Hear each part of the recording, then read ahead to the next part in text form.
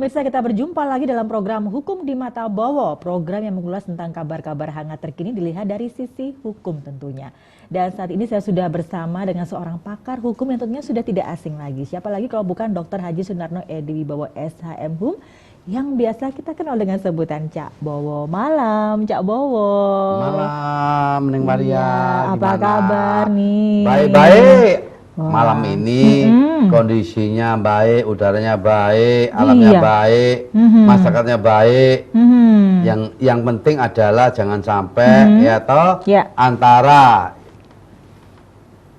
majikan sama buruh atau pengusaha sama pekerja atau buruh ini harus sinergi. Oh ya, pastinya Karena begitu kita ya. harus mengucapkan Hari Buruh ini diperingati sekali sehingga Iya. menjadi liburan nasional. Berarti apa? Iya. Hak buruh juga Perhatikan ya. diperhatikan. Betul. Tapi juga jangan sampai hak pengusaha juga diperhatikan sama-sama. Iya. Sehingga ini merupakan sinergi suatu kerjasama baik Iya. untuk mewujudkan bagaimana kerja bareng. Betul. Kok pakai batuk tuh? Batuk. Oh. Habis minum. Oh, habis minum ya. Ya. Ya, memang Cak Bowo, kita memang rasanya setiap peringatan Hari Buruh sedunia itu kok selalu ada demo ya, Cak ya. Iya. Demo tuntutan kenaikan upah minimum kerja. Ya, alasannya kan Iya. karena menyesuaikan dengan tuntutan kebutuhan hidup yang juga naik juga ya, tinggi juga, karena semuanya serba mahal ya, Cak Bowo ya. Nah, ini sebagai seorang pakar hukum gimana nih Cak Bowo menanggapi fenomena ini, Pak? Kok Ya, selalu demo terus? Iya, memang ada sesuatu yang berhubungan Mm-mm. dengan peran pemerintah ini harus menjalin, yaitu memberikan satu pengayoman ya Iya. antara pengusaha dan buruh. Pengayoman dalam arti perlindungan semua. Jadi kalau sekarang ini yang nuntut buruh kan nuntut terus UMR gitu. Iya. Pokoknya naik terus. Iya, tiap tahun Cak Bowo. Saya tuh nggak jadi dosen nggak pernah naik. Oh, nggak demo ikutan? Nggak ikut demo, padahal saya dari dosen ini loh ya. Iya. Gaji saya di bawah UMR, tapi nggak demo kenapa? Amal ibadah seperti Iya. menyampaikan pencerahan, mendidik. Bener, saya dosen utama, nggak pernah naik. Tapi nggak apa-apa lah. Iya. Tapi amal ya. Betul. Ya itu lah. Akhirnya apa?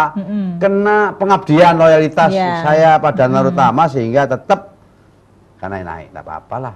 Namanya dosen ya, bukunya sadus, gajinya sasen. Tapi buruh itu naik terus, jangan nantinya kalau Iya. kepingin naik terus berontak terus.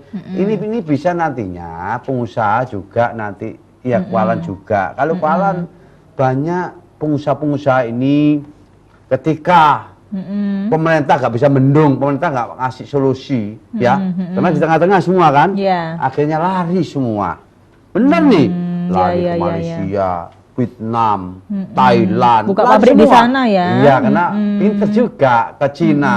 Jadi kalau pengusaha buka pabrik itu langsung dirangkul, bagaimana? Sini kalau buka pabrik, ya toh, dari ini kan sekarang ini Iya. otonomi daerah nih. Iya. Otonomi daerah ini setiap bupati, setiap wali kota, setiap gubernur ini ketika ada pengusaha masuk ke kabupaten nih, diminta dulu pajak ini itu.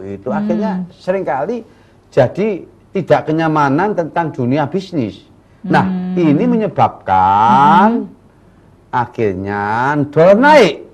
Iya. Ya, karena kosnya nggak seimbang antara kos dengan pendapatan. Nah, yang digenjret adalah pajak. Kasihan juga pengusaha. Ya buruh ya itu harus. Kenapa? Kita bicara berhubungan dengan ekonomi. Ketika ada suatu ekonomi, kesejahteraan dan sebagainya, kenyataannya, faktanya, realitanya, Iya. ya banyak buruh yang demo-demo ini kan berarti kesejahteraan kurang. Iya. Tapi kalau kesejahteraan kurang minta pada pengusaha begini, UMR harus begini ditekan. Ini salah satu kolab sudah go, akhirnya apa? Banyak pengangguran. Kalau sudah banyak pengangguran, ini terjadi masalah apa hubungannya? Kriminalitas tinggi. Iya. Ya. Ini harus selara, seimbang. Ya, toh. Nah, kalau menurut Cak Bowo sendiri, Bagaimana Cak, sejauh ini apakah pemerintah sudah mampu menjembatani antara keinginan dari para pekerja dan juga keinginan dari pengusaha? Ya. Menurut Cak Bowo gimana sejauh ini? Saya kira pemerintah, contohnya Surabaya begitu tingginya ya, di daerah, ya kan? Daerah Jembul, daerah Ponorogo, daerah mana, itu kan sedikit, akhirnya pindah semua ke sana. Nah, pindah itu cara halus sebetulnya.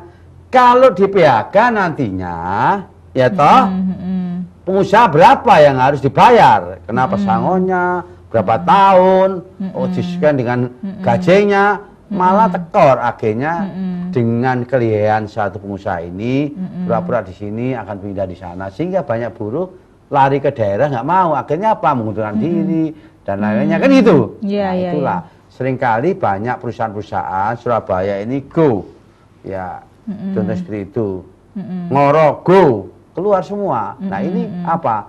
Ini tidak ada satu kemampuan untuk membayar buruh. Namanya pengusaha ya cari untung, nggak mau cari buntung. Nah itulah maka harus selara-selara. Inilah yang menjadi persoalan ketika buruh terus ujungnya naik, kesejahteraan naik, ini kan gitu.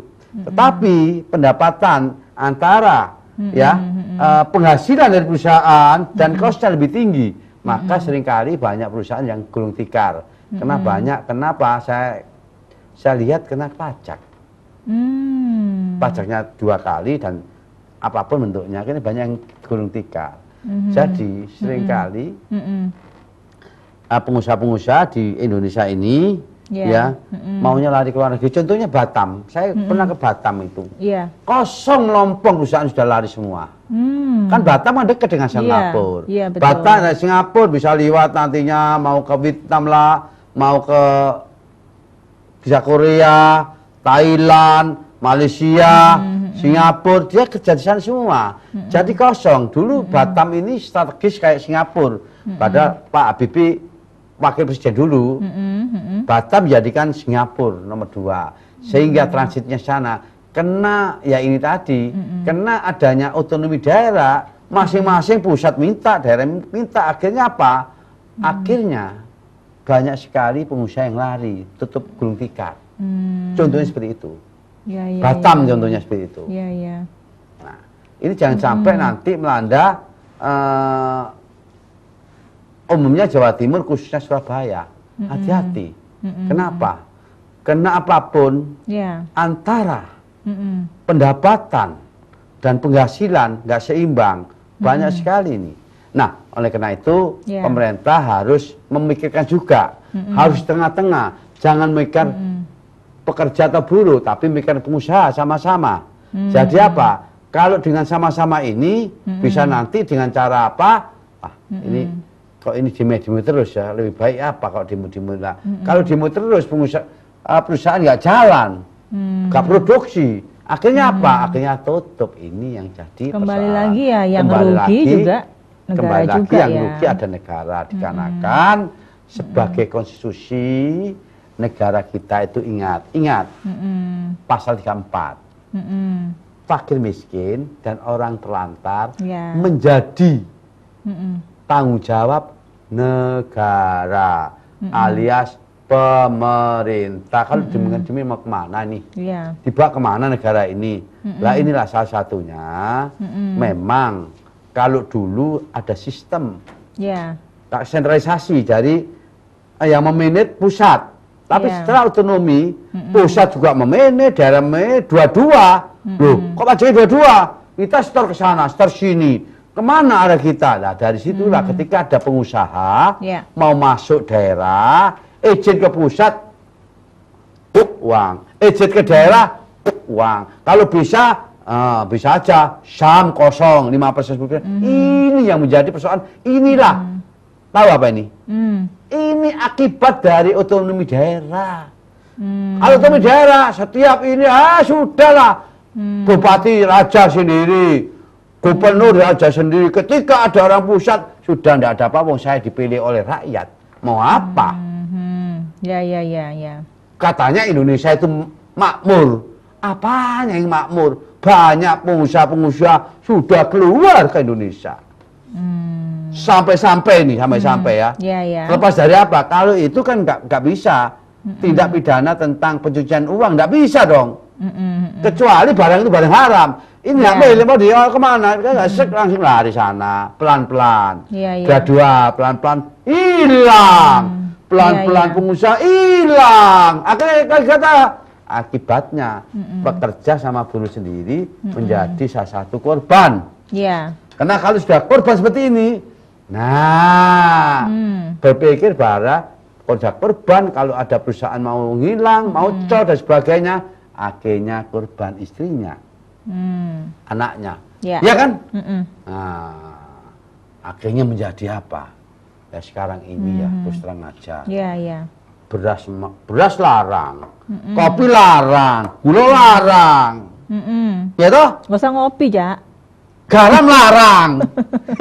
Ini larang semua loh, mahal semua. Yang murah apa sekarang? Nah ini yang menyebabkan banyak sekali PHK-PHK. Karena kalau sudah semua mahal, dolar 14.000, ya toh? Iya. Sekarang premium enggak ada, kosong, ini mau kemana? Ada Petralet, ada ini kan ini sebetulnya ini pelan-pelan ini cara-cara ini. Nah, orang-orang demo, akhirnya demo harus stop dan sebagainya lah. Jangan sampai nantinya ketika orang beli premium enggak ada, yang ada Pertamax. Kami semua mahal, yang ada yang murah ini. Apa, Jak? Kentut. Aduh. Iya, kan? betul. Yang murah kentut, soalnya nggak bayar kan, ya nggak? Ya toh? Iya. Di pasar bayar, ya toh? Semua di pasar. Yang murah kentut dari dulu. Iya. Oke, tahan dulu ya, Jabowo. Kita akan break sebentar. Dan pemirsa, kita akan lanjutkan lagi perbincangan kita setelah jeda pariwara berikut. Tetap di Hukum di Mata Bowo.